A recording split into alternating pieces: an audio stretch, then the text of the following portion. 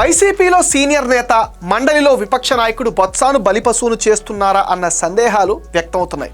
Party అధ్యక్షుడు జగన్మోహన్ రెడ్డికి లేని ప్రోటోకాల్ను అనుభవిస్తున్న బొత్సాను డిగ్రేడ్ చేసే ప్రణాళికను సొంత వారే చేస్తున్నారన్న అనుమానాలు ఇటీవల చోటు చేసుకుంటున్న సంఘటనలు ఉదాహరణగా చూపుతున్నారు.